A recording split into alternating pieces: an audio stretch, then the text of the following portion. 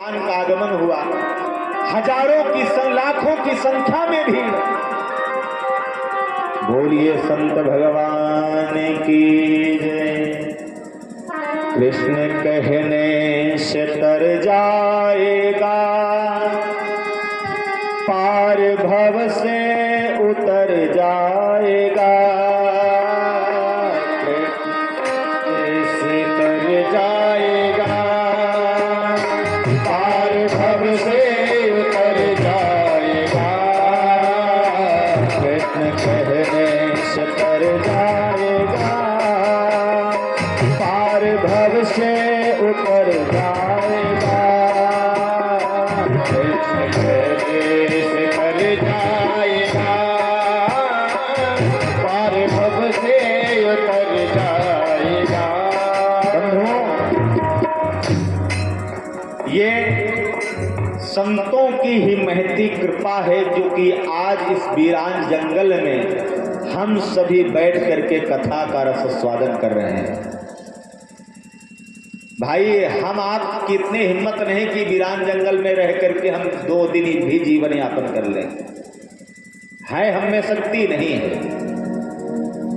मैं ऐसे संत महापुरुष को बारंबार प्रणति करता हूं कि जिसके कृपा मात्र से आज सर्व समाज ये जान पा रहा है कि हमारे जीवन में क्या सही है, क्या गलत है और हमें किस प्रकार से धर्म से जुड़ना चाहिए।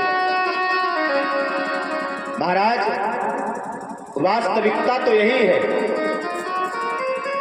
संतों की सन्निधि जीवन को संवार देती है। अगर हमारे अंदर कुछ अज्ञान भी है ना, अगर संत मिल जाए तो वो अज्ञानता धीरे धीरे अंदर से निकल जाती है और ज्ञान का प्रवेश होता है।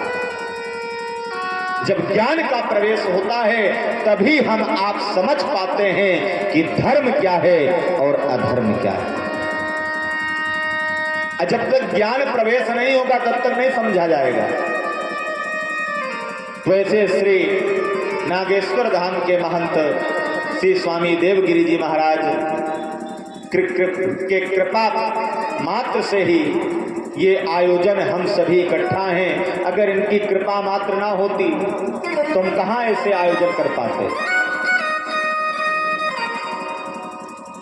बोलिए संत भगवान की जय। आज हस्तिनापुर दुल्हन की तरह सज गई और भगवान हस्तिनापुर में प्रवेश किए। जैसे प्रवेश किए तो हस्तिनापुर की सजावट को भगवान ने नहीं देखा। लाखों की संख्या लगी है, हजारों नारियां पुष्प वर्षा कर रही है भगवान के ऊपर, भगवान उनको भी नहीं देखा। तो भगवान किसको देख रहे हैं? भगवान ये देख रहे हैं कि मेरा भक्त विदुर कहाँ खड़ा है, मेरा भक्त विदुर कहाँ खड़ा है। महाराज, विदुर जी भी सोच रहे हैं कि मैं इतनी भीड़ों के बीच में खड़ा हूँ, मुझे दर्शन भगवान का हो पाए या ना हो पाए। लेकिन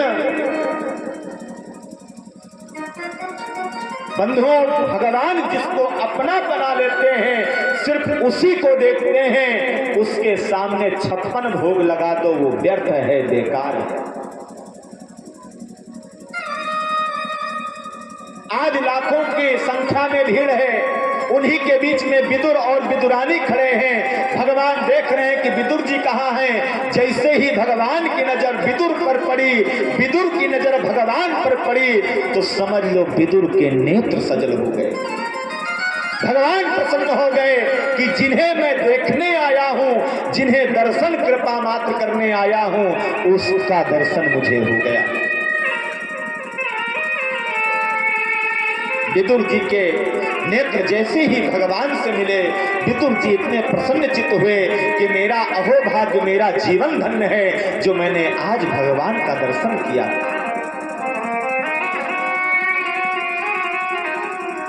बंधुओं, सागर भले ही इतना बड़ा है लेकिन किसी की प्यास नहीं बुझा सकता है। ठीक उसी प्रकार धनाढ्य लोग जो अपने को बहुत समझते हो कि मेरे पास बहुत कुछ है, भगवान कुछ नहीं है, लेकिन एक न एक दिन उनको भगवान की शरण में आना ही पड़ेगा।